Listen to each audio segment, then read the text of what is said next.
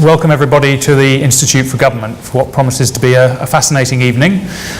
We're joined, as I'm sure all of you know, Professor Sir Lawrence Freedman, one of our foremost military thinkers, here to talk about how government could prepare for the future of war, and indeed to talk about his book, The Future of War, A History, which I'm sure came out a few days ago. I'm sure many of you read it already.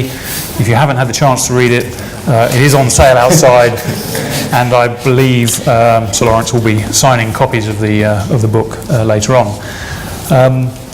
I'm Daniel Thornton. I'm Programme Director here at the Institute for Government.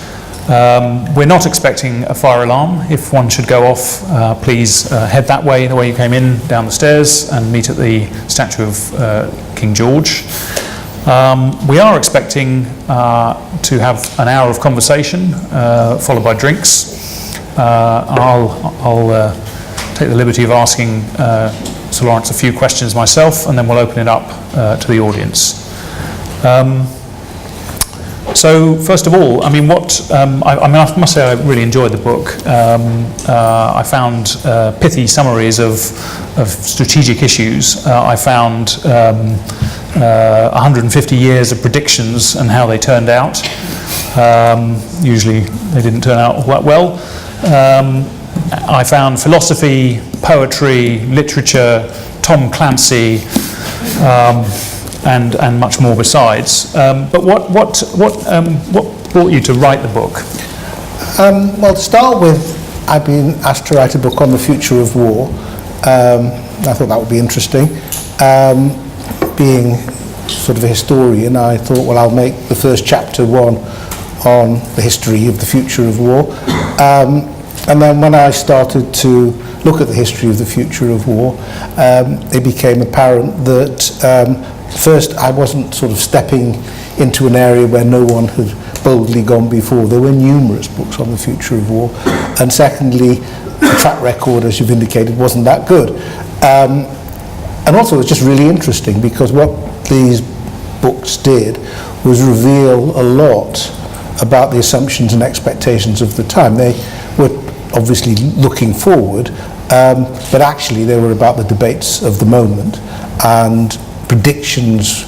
They weren't so much predictions as prescriptions. They were essentially saying, if you follow this stupid course of action that is currently being followed, then these are the horrors that will result. However, here is an alternative course that if you follow, and everything will be just fine. So that's basically why I decided to expand the first chapter into the whole book. And I mean, you finished the book with the word skeptically, and that seems like the right word for the approach of the book as a whole. I mean, both to the effectiveness of predictions, to the optimism bias in campaigns. We have a marvellous quote from Margaret Atwood about wars happen because the ones who start them think they can win, and often it turns out that the people who think that they can win don't. Yes. And the war turns out to be a much more painful exercise for many people. So, I mean, am I right in thinking that's, you ended the word with that word deliberately and very consciously, and is that fair to say that's the theme of the book? Yes, I mean, because I don't want just to sort of damn everybody and say, everybody's foolish and they never get it right, because some people do get it right, and some people are making an honest effort, and others are sort of caught up in the assumptions of the time, and nobody else particularly is getting it right around them. So it's a questioning attitude. But obviously, if you're going to be talking about why people get into wars, then you want that skepticism to be pretty thorough, pretty sharp. Because, as you say, that one of the themes I think that comes through is the continuing belief that there's a clever way to do it, and if you've just follow this clever way, or your enemies follow this clever way, a knockout blow is in sight, and that knockout blow will give you the victory that will give you the political power which you crave. So it's particularly sceptical, I'd say, about the idea of surprise attacks and knockout blows as being decisive. But are you saying there isn't a clever way to fight wars? or prepare for wars?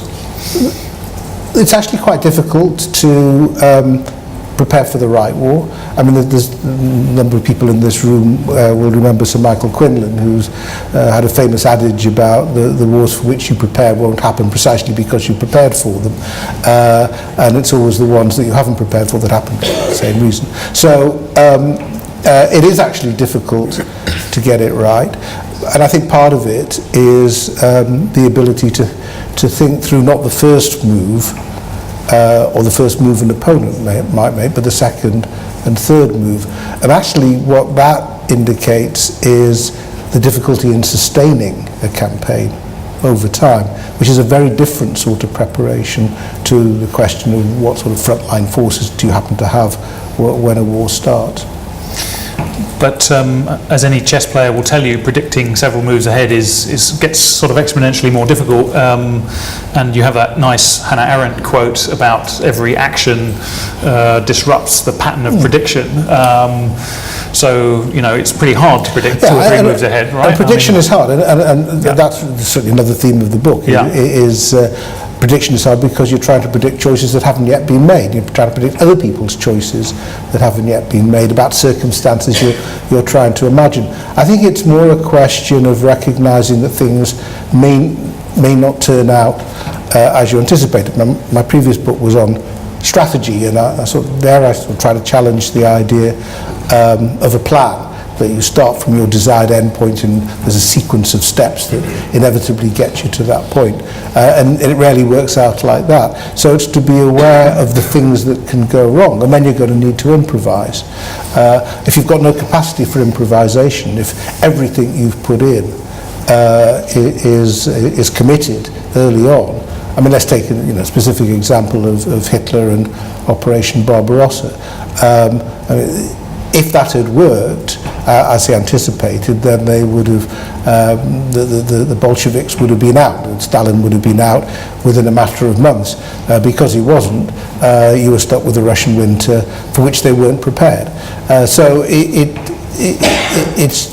getting rid of the optimism bias, I guess, that tends to afflict people when they think they've got a great scheme for winning a war. So turning to, the subject for the Institute for Government is how to make government more effective, and we're obviously interested in some of the big decisions that are made about, committing to weapon systems and so on. I mean, although prediction's a mug's game, if I might summarise your position, nonetheless planners need to plan. I mean, procuring and building an aircraft carrier takes a decade or more, then it's in service for 30 years or however long. So you're kind of locked into a particular way of fighting a war and preparing for a war by the very nature of the systems that you're procuring, aren't you? Indeed, and that has always been a problem. Hasn't always been a problem because the lead times used to be shorter.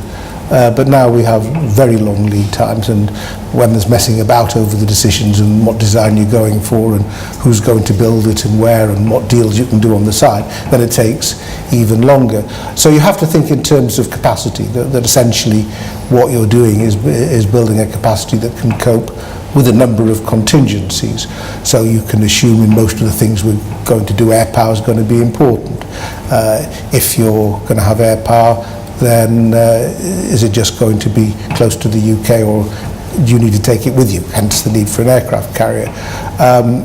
But then you get into these questions of quantity versus quality, which is a debate that we might have had more intensively a decade or so ago when deciding on how to go forward with aircraft carriers. So just to spend a bit longer on that, I mean, so essentially, as I understand it, when you send out an aircraft carrier, you have to have a third of the Navy with you to kind of keep it safe. I don't know if you recognise that description. But that sort of locks in quite a lot of the Navy to doing one thing. Well, you see, and this is quite, I mean, it's not something I particularly talk about in the book, but it's quite an interesting example, because the aircraft carrier idea came from the 97-98 Defence Review, and it was linked with ideas of expeditionary warfare, and it was linked with the thought that we probably weren't going to be fighting great powers anymore, because if you had an aircraft carrier to fight other great powers, then the third of the Navy, you need all the escorts to go with. But if what you were doing was making sure that if you were engaged in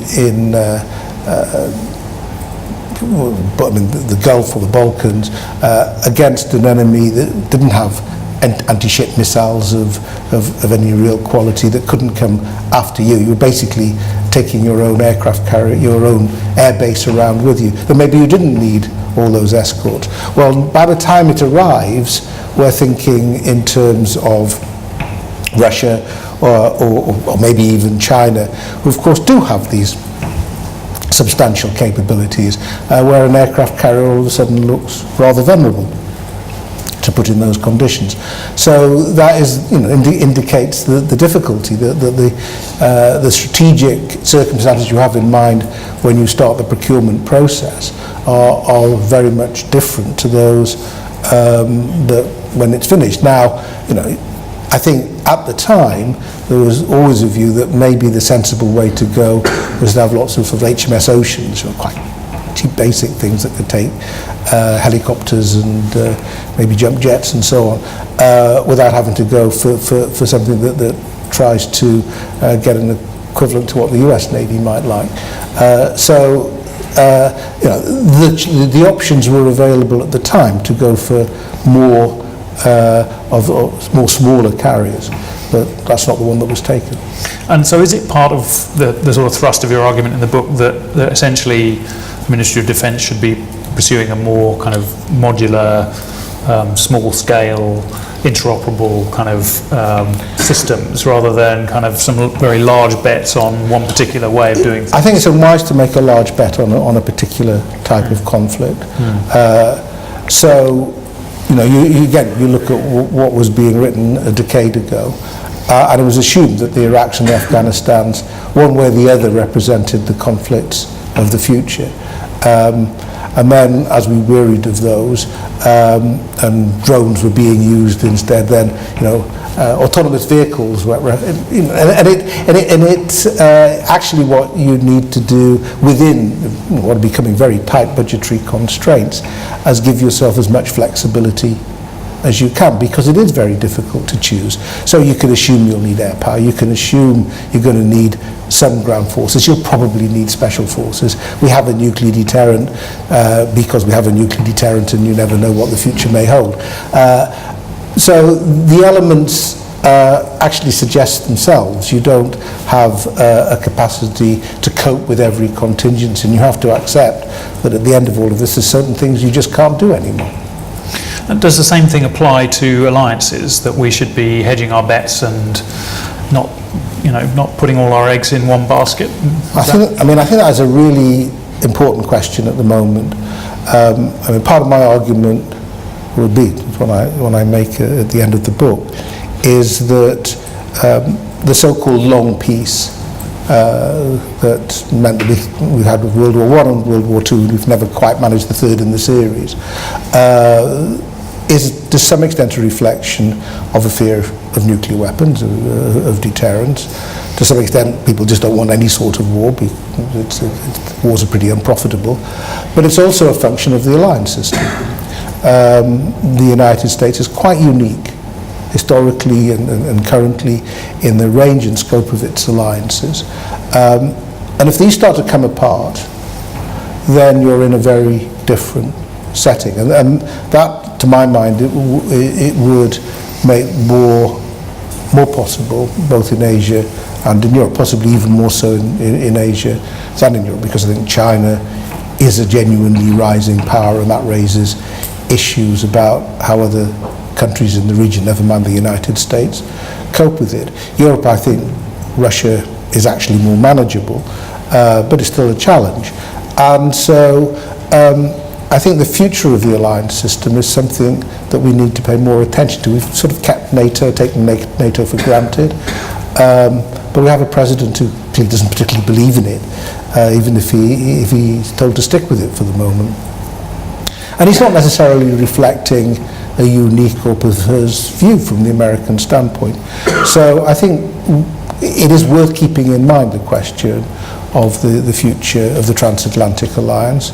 And of course this raises particular questions for the UK, because at the moment when we're sort of edging away from one recent pillar of our foreign policy, we're also edging away potentially from another as well, if the transatlantic relationship becomes more difficult. So I think, in all of this talk, it's easy to get focused on the technology, the new technologies, and the kit and so on. But actually, or as Clausewitz tells us, is a function of politics. And if the politics changes dramatically, then conflicts can suddenly emerge in places where you didn't expect them. You've got a nice example in the book of Ronald Reagan being influenced by Tom Clancy's books. Yes. I'm not sure what Trump's reading, but it does seem Fox News headlines. Fox News headlines, yeah, which somehow get recycled into a kind of echo chamber inside the administration and back out again. Is part of what you're saying then that as the UK leaves the EU, this security treaty that has been talked about shouldn't just be a negotiating chip; it should actually be a serious thing? Oh, I think it's. I think if and when Brexit happens, then the security treaty is very important, and I think there's quite an appetite in Europe, amongst the 27, as it were, to make it so, because should things change in the transatlantic relationship, and we certainly shouldn't write NATO off, but should things change, then it could become even more important. And of course, it's relevant to things like terrorism and crime and so on. It's not just about the big issues. And then we have things like quite a strong Franco-British security relationship already, and that's separate from the EU. So I don't see any reason why that should be undermined. Indeed, one can argue that if everything else is becoming more fragile, then this maybe is something that we can use to keep our connections going. So turning to the question of when the UK should intervene, you talk in the book about the Blair Doctrine. And I think it's the case that you were somewhat involved in helping so it's been said. Craft this. I've read it in a couple of history books, so I always believe what I read in history books. And I think the conditions that Tony Blair set out were confidence in the case that you've got, diplomacy exhausted, plausible military options, be prepared to be in it for the long haul, and make sure your national interests are engaged. I mean, do you think those are still the right conditions for the UK to I think they're still pretty important headings for discussion. And with any of these lists, there's a question of weighting, which is more important than the others. And certainly, if you apply it to Iraq, it produces some quite telling arguments. I think one of the issues that wasn't discussed so much in that speech is the public opinion. It's sort of bound up with the question of, are you sure of your case? I think one of the things that came out of Iraq is it's pretty hard to sustain a conflict over time when you haven't convinced the public of the case, and it starts to turn against you. One of the inspirations, if you like, inspirations for the 5 points in the Chicago speech was points that Caspar Weinberger had made after the debacle in Beirut in the mid-1980s, which is an operation he'd been opposed to all along. And I didn't necessarily agree with all of his, but one of the points he was making was the importance of being able to keep public opinion with you, obviously with the background of Vietnam as well still. That was important. And I think it is a challenge, really, if you're thinking about future interventions, especially in the light of Iraq and the skepticism that resulted from that about when government says, here's the case, people may not be so inclined to believe it anymore. I think that is something that has become more important and more difficult in sort of social media age. But you sort of, as you point out in the book, these things go in cycles to some extent. Yeah. So you have the debacle in Somalia, and then no intervention in Rwanda. Then everybody says, why didn't we intervene in Rwanda? And so the cycle sort of goes. Yeah, and then Syria more recently. Yeah. I mean, and it depends on the cases. As you mentioned, the events, dear boy events sort of point. The cases that come up challenge you in particular ways. Iraq was unusual because it was sort of something that we initiated. It was a response to past UN resolutions, but essentially it didn't have to happen at that time in that way. Whereas most of the time you're responding to things that are going on and you don't have the same amount of time to respond. And I think also, one of the things that we've learnt from Iraq and Afghanistan is the sheer difficulty of creating conditions in which the problem that got you there in the first place won't happen again, which is the basic problem of intervention. In two cases we toppled governments and then tried to find a way of replacing them, and essentially they were our government, however you wanted to play it. We had a responsibility to them, and we've discovered that's really very difficult. So I think future interventions are going to need much greater confidence in your local partners. One thing we've learned is that you need decent, credible local partners who won't fall apart as soon as you leave. I mean, the other striking thing in Iraq is the extent to which the UK took responsibility for such a wide range of activities and basically running the state in part of the country under the UN resolution, which didn't seem like it didn't seem like your conditions were really engaged. I mean, we weren't really in it for the long haul. We weren't really in it for the long haul. And there's a report that I spent much of my 60s on, and I know you've been involved in, looking in the aftermath of the Chilcot Report. No, we weren't, we took on these responsibilities in a rather sort of careless manner. We became a joint occupying force through a UN resolution without really thinking through what this meant. It is quite extraordinary. Despite the fact that we were going into a country like Iraq, how little preparation had been made, just in terms of, never mind full contingency planning, having a group of people ready to go and start moving things along in country. These things just weren't ready. So that was probably, hopefully an extreme example of the problem. And while that's going on, you've got this talk about we're going to make an exemplary contribution and so on. So I think one thing, again, people are going to be careful about in the future is excessive ambition, is making claims for what you can do with an intervention far beyond what's likely to be practical. It is one of the things about warfare, any war, is because it's so horrible, because you're expecting sacrifice, because it involves so much tragedy, you want to believe something really good can come out of it at the end. But precisely because it has been so horrible and bitter and causes so much destruction, actually it makes those good things often even harder to accomplish afterwards. So, keeping the ambition in check, talking realistically about what can and can't be done is not a bad start. And in a way, the book and the Chilcot Report go together in terms of, I think the government's lesson from the Chilcot Report has been we need to build in more challenge to our processes, and that seems like a sensible conclusion. But it's a question of how they do that practically and really embed that in the Ministry of Defence and other places. Yeah, my view, I haven't thought about it, I've had a number of discussions in government after Chilcot, is you want challenge throughout your intelligence community, or is this a good idea and so on. But after a point, in the lower ranks, you make your case, and then you just have to go along. You can't suddenly sort of keep on returning to an issue, say in the name of Chilcot, I demand that you reopen this. I think it's much more important at the senior levels, at the higher levels of government.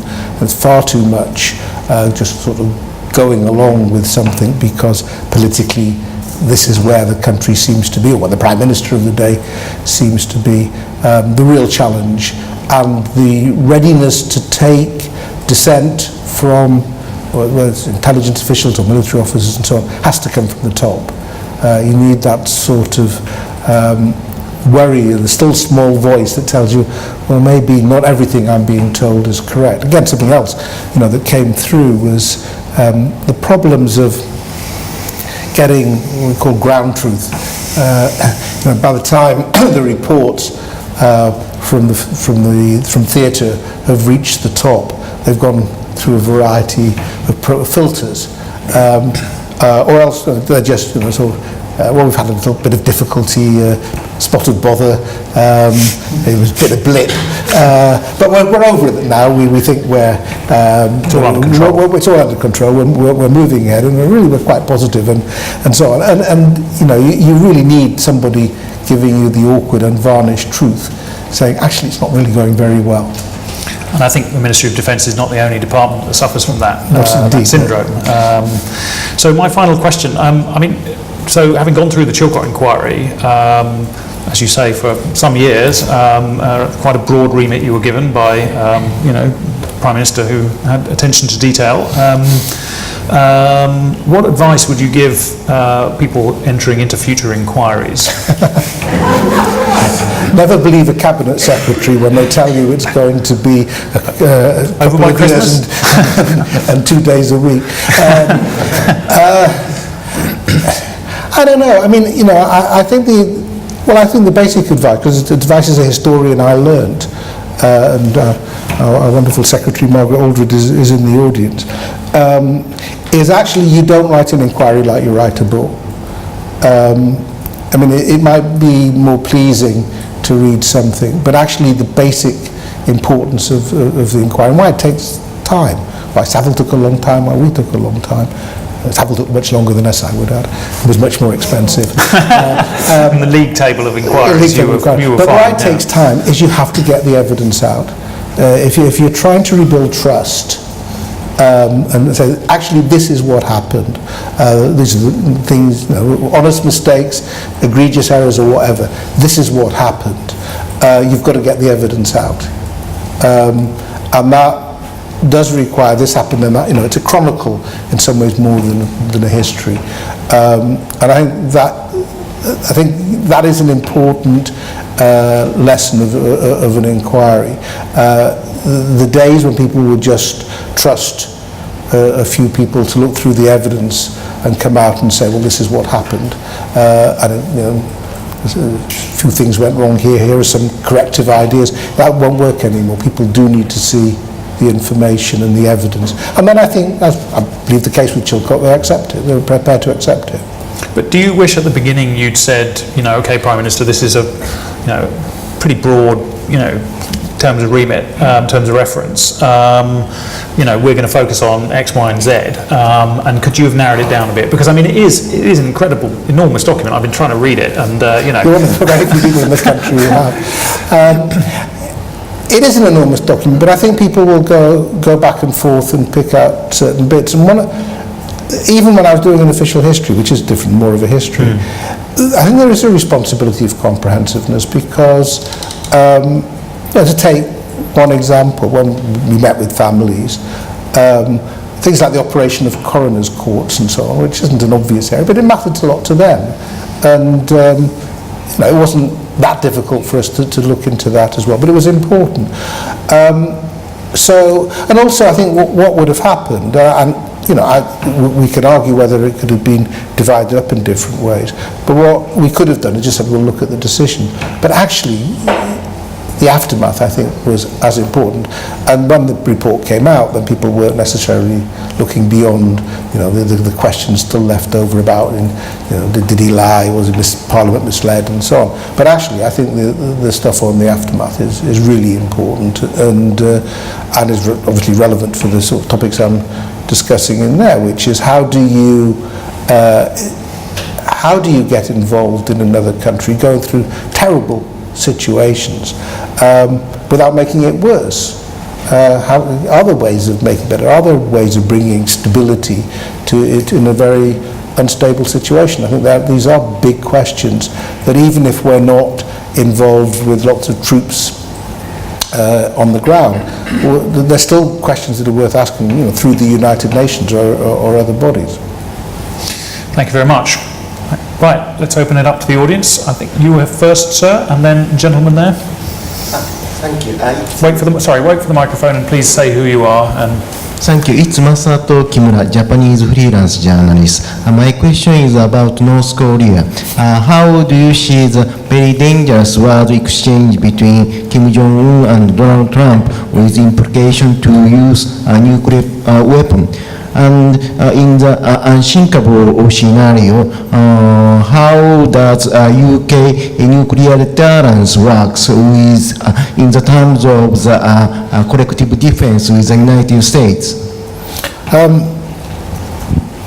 Well, I mean, on the North Korea one, I'd say the UK is pretty irrelevant, but it's a good test of nuclear deterrence at the moment.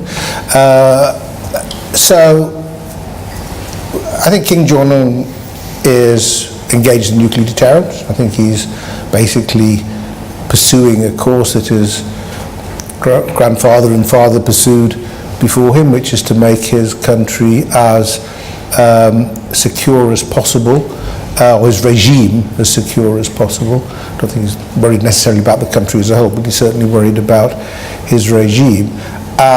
And there was a time maybe in the mid-90s when the Americans and others might have been able to do something about it, but after a point you've lost that option. Or you haven't lost it, but you're taking greater and greater risks as time goes on, which is why it's always very dangerous to start issuing, saying these are red lines and beyond this point you must not go, when first it's a temptation to do that, and secondly, if it's just developing a capability rather than actually killing people, then it's hard to make the case because the risks are so high.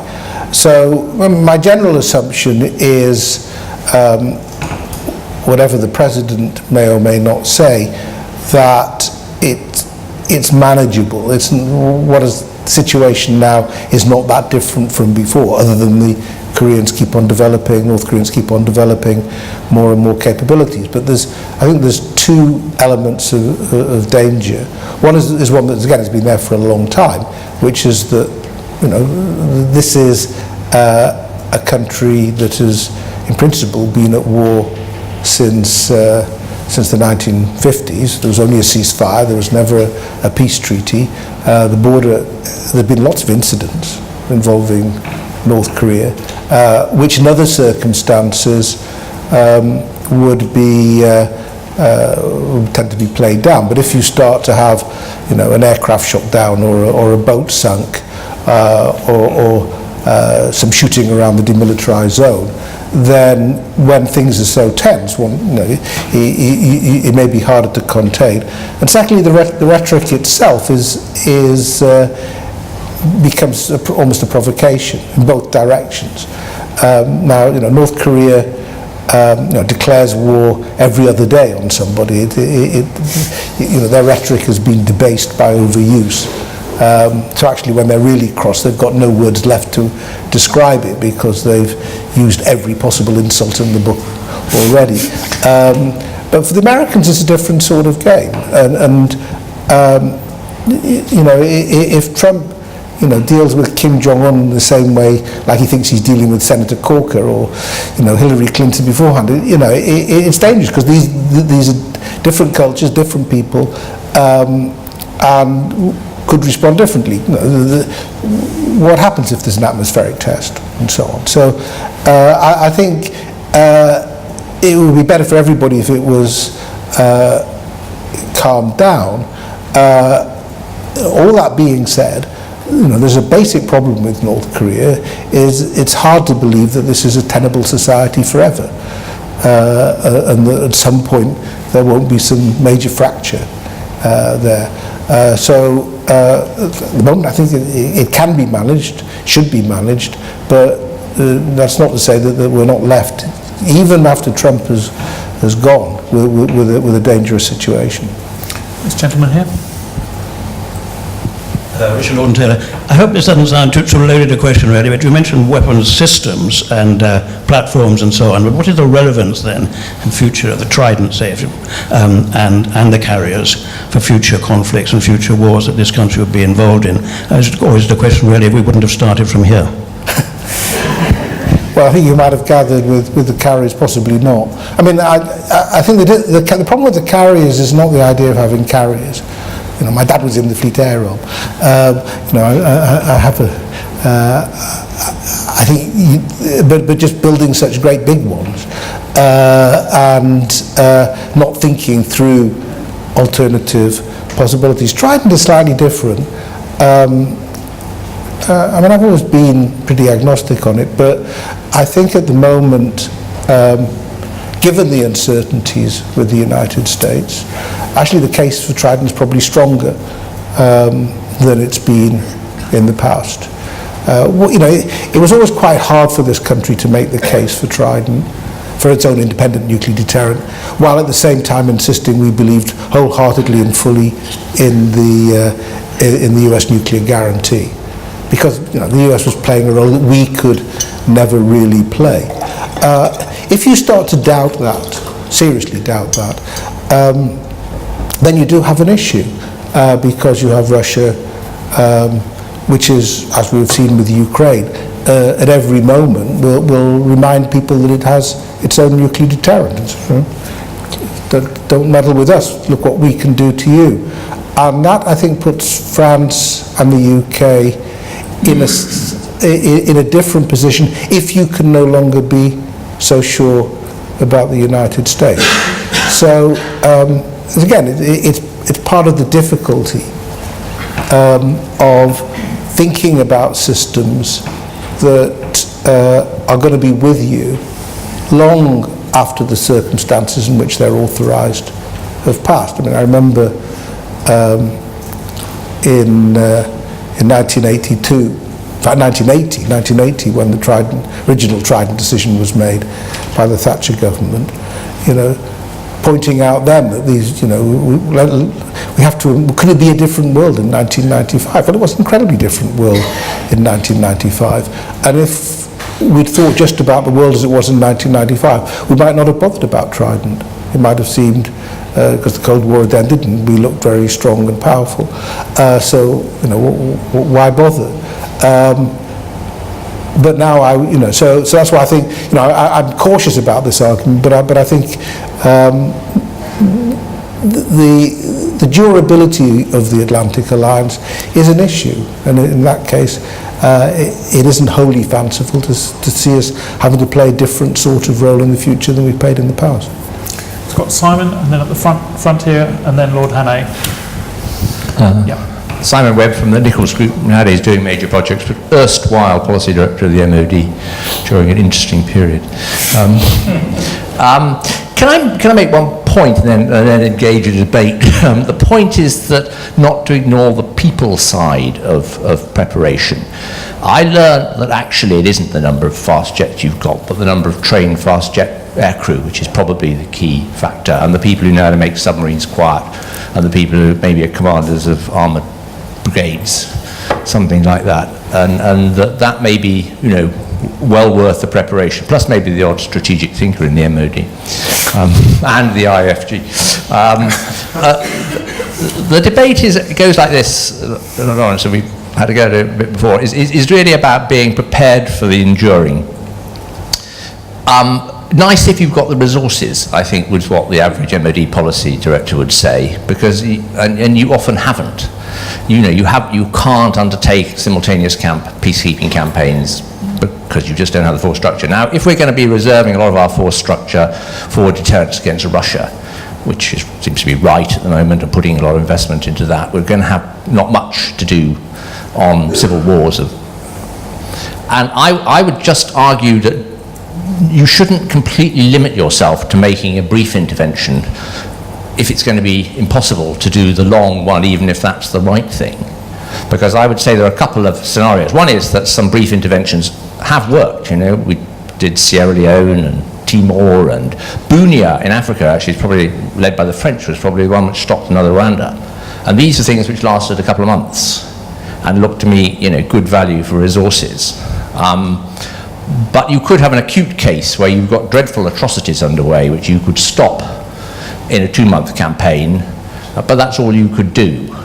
And I worry that applying the be ready, prepared to stay for a long time and replace the government, all those good things, teach them cricket and introduce democracy and so on, that you shouldn't be put off, particularly dealing with atrocities, just because you can't stay there for the long run.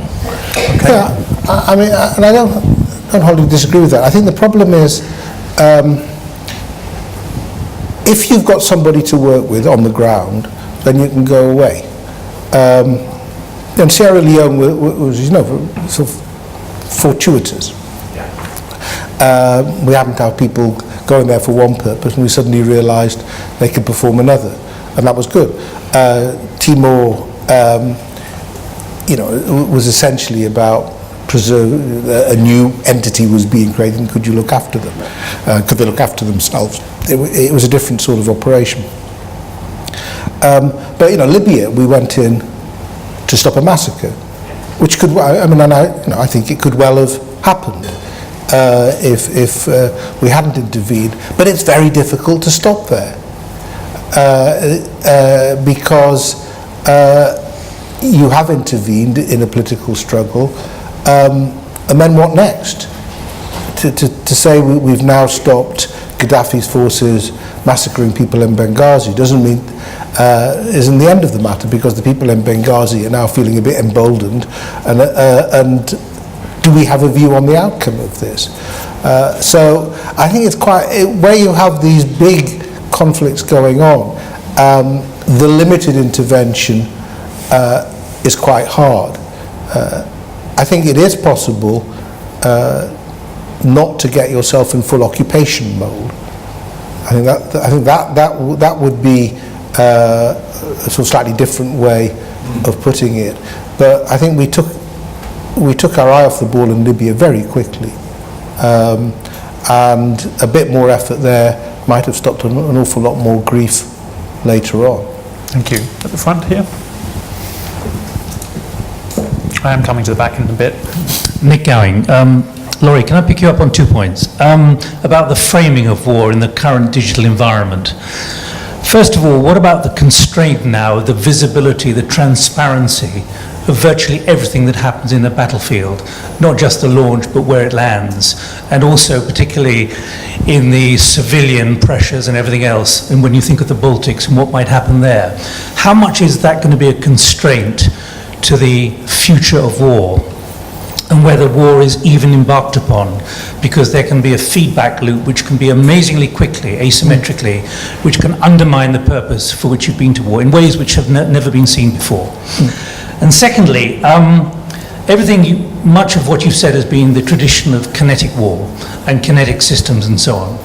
I mean, the vulnerability of these systems was graphically illustrated by the drone, the private drone, which landed on the HMS QE in Invergordon when it was going out for sea trials. Now, when you think of the implications of that asymmetric violation of security, you have to realize that a £3 billion ship can actually end up being blown up by a privately flown drone. Which leads on to the other point about a very different kind of non-kinetic war, and I'm asking about the framing of warfare, which is not about kinetic, which is about digital, which is about cyber. When the German government can issue a warning a year ago saying, prepare yourselves with 10 days of food and water, because we cannot guarantee the stability of society anymore. That doesn't require an Iskander missile sitting in Kaliningrad to be launched. It's a very different kind of warfare. Yeah, and I think these, obviously the issues I try to address a bit in the book. I think first, the nature of the digital environment means that surprise attacks of the sort that we might once have imagined are quite now hard to achieve, because everybody knows what's going on. This has been going on for a while. I mean, I remember a long time ago, in the early 90s, being told by, it was ITN, that there was going to be an American attack on some Iraqi installations that evening. I said, how do you know? Because they put down a news blackout. It's just, everybody, by the time we got to 2003, you had people reporting on the bombers taking off, and people reporting on on what's going on with the bombers landing. I mean, it is just that much more open. But I mean, the point is that I think we nonetheless play down firepower, kinetic, play down firepower at our peril. And that's what basically kills people and wins wars. You can have lots of interesting social media going on, say with the Arab Spring, but when the heavy stuff comes in, then you're into a different sort of game, and that tends to be responded to with heavy stuff in return. See what happened in Syria, for example. So I think, although it's important, I think we have to be quite careful. I mean, as far as the cyber side goes, it's going on all the time. There's a constant activity in the cyber domain. There's little defense duels going on. You talk about drones, but if you get into discussions of autonomous vehicles, it's often find it quite surprising how little people who are developing those seem to have thought about some of the cyber implications of people getting hold of their information systems and turning them, going around and taking control of them. I mean, there's all sorts of stuff that can happen.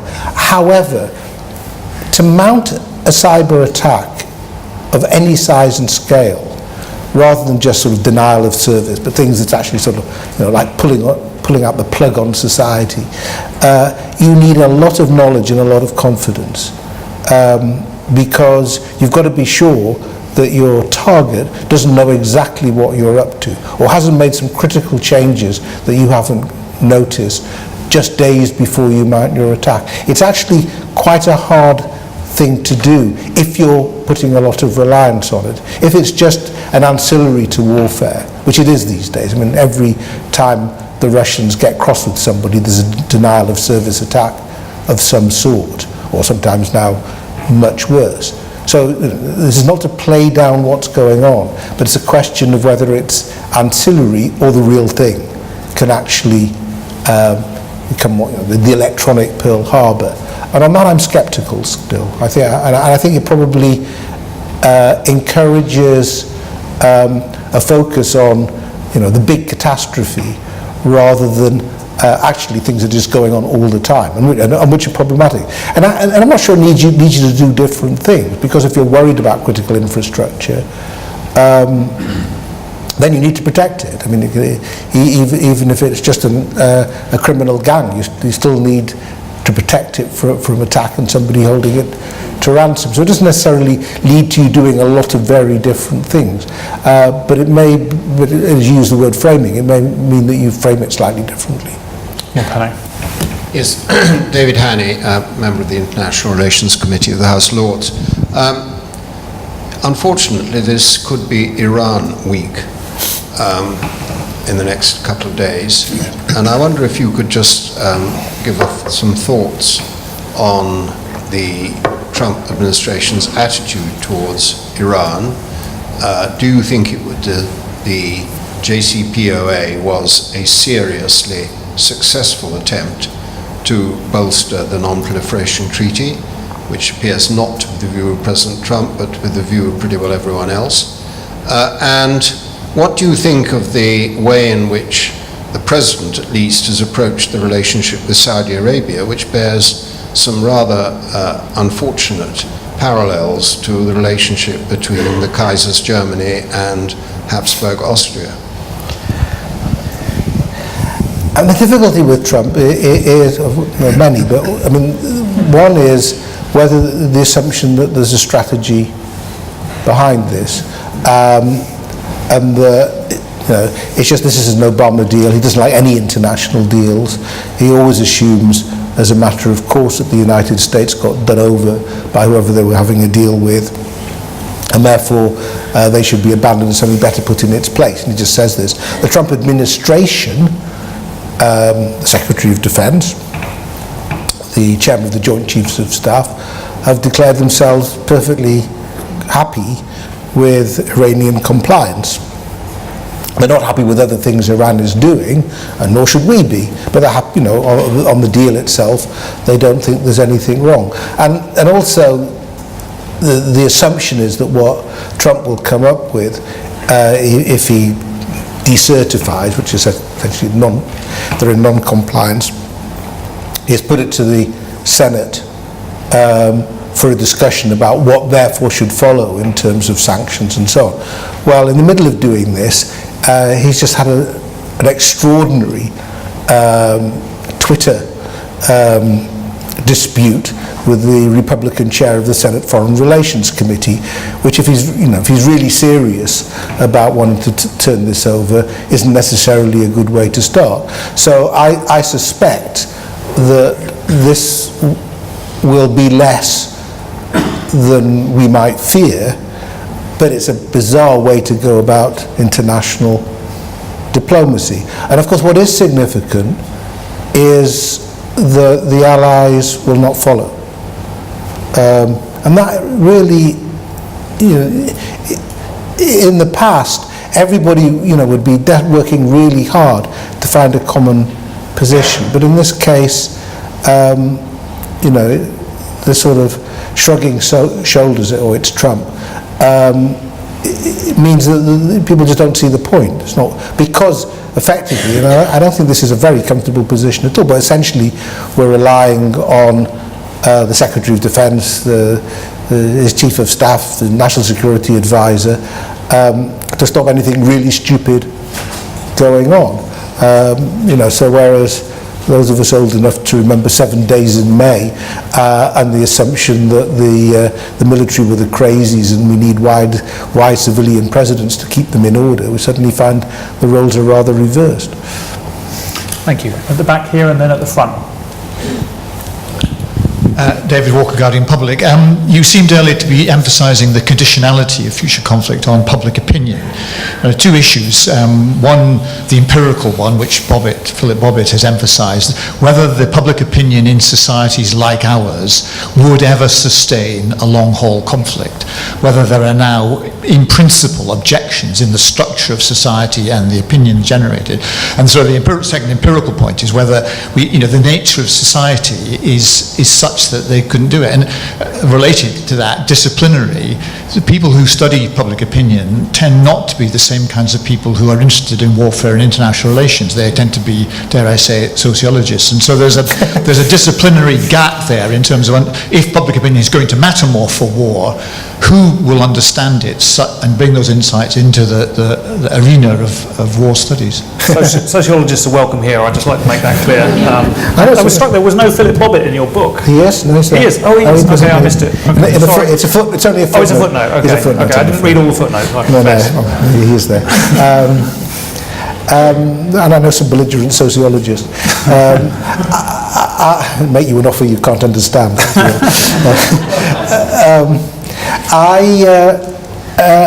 I think public opinion can be resilient.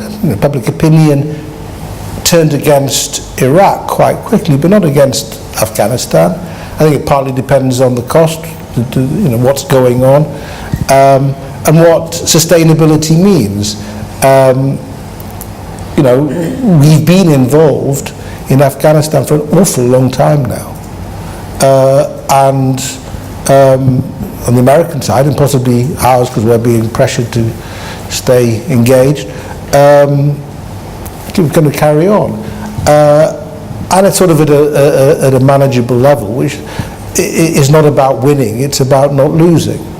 And it's not a very satisfactory way to continue things, but it's not impossible. Whether we could sustain the sort of titanic conflicts of like the First and Second World War, it's hard to know. But when you look at the way that conflicts develop, it's extraordinary the way that human societies very painfully adapt and change because they have no choice. That's what they have to do when they see themselves in a real struggle. Now, the difference, I think, for the UK, countries like the UK, is the conflicts we've been involved in have a sort of discretionary element to them. And I'm not sure I like the word existential used, but they're not about our whole way of the survival of our state, our territory, our whole way of life. They're discretionary. the country carries on if we decide not to get involved. And therefore there are going to be, there's a sense of proportionality. What's it worth? And, when Nick was mentioning the sort of costs of, our big expensive kit is against some of the stuff that can be used against us. Somebody gave me a figure the other day for the United States decision to stay in Afghanistan. It's possibly costing $40 billion over the next 5 years, which is staggering, really, given the limits of what anybody expects this to achieve. So, our societies can afford these amounts of, that's how we wish to spend our tax dollars or pounds. But it's hard to say this is enormous value for money in some great scheme of things. So I think those sort of conversations are going to be difficult. So what's discretionary and what's not? Is dealing with ISIS in Iraq and Syria less discretionary because of their capacity to develop, potentially, what look like their capacity to develop bases from which to mount attacks on Western Europe? So I think the question of national interest, of security, has to be asked much more carefully if you want to in the future. First, because you don't want to rush into conflict on the grounds that there may be a risk here, yet you make it worse by the very act of intervention. Yet some things, if you do leave alone, can get very bad. And Syria is a good example. Because of Iraq and Afghanistan, we didn't intervene in Syria, and there was a moment when everybody thought that was about to happen, and it didn't. But it didn't mean to say we were unaffected by what went on in Syria. And then we were very affected by what went on in Syria, some parts of Europe more so than us. So I think it's having a sensible debate about what's at stake, what our interests are that matters. And if you can it goes back to making the case, if you can make the case that it is worth it, it is important, then I think it can probably be sustained. Thank you. And last question at the front here. Hi, Isabella Oakeshott, I'm a political journalist. Why do you say that the durability of NATO is in question? I wonder is that just because of Trump and his protestations about member states' contributions, in which case we might hope that that's a temporary situation, he's not going to be there forever, or is it because you see real holes in the deployment strategy of NATO? It's not the deployment strategy of NATO. I think it's extraordinary that we've got an alliance that was put together in 1949 and is still in place, and indeed has acquired a lot more members.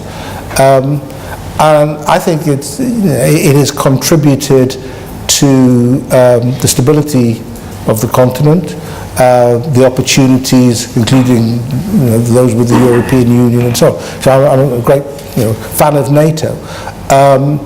But I think you have to ask about how long it continued. It's not just a Trump question. The point about NATO is just you want it to exist, because if you don't have the alliance there, imagine Europe at the moment if there was no NATO and alliances were being formed and reformed according to political dispositions, ideologies, and so on. It would look quite quickly quite a scary place. And the fact that we've got our alliance sorted just takes that out of the equation at the moment, which is why it's a good thing. But for the United States, it involves making a commitment to a bunch of countries that have got, that are rich, that really ought to look after themselves, whose main threat comes from a country that has a GDP the size of what Spain, and got really severe long-term problems. And so, European leaders know that if they were in Washington, whether they would make those alliance obligations in the same way is down. You look at some of the opinion polling in Germany about what obligations they may feel in security terms, and you don't get, vast majorities saying that understanding actually what the German commitment to Article 5 is. So I just don't think one can assume it. Now, Trump obviously is maybe just something to be endured, and in the end everybody will get over it and all will be back to normal. But you could see the same questions being asked by other American presidents, to some extent by Obama, and certainly American public opinion. Now, I think, I've been around long enough to see the number of times when NATO has been in disarray. You think it's never in array, but it's you can't just assume that it'll go on forever, and it seems to me prudent to at least think about the consequences of European security without American guidance all the time. No more than that. If we can carry on, fine. I'd rather that was the case. But it doesn't seem to me one can assume it. Thank you. So thank you very much, everybody, for your really interesting questions, for joining this discussion. Please join us for a drink outside. And finally, please join me in thanking Lawrence Freedman.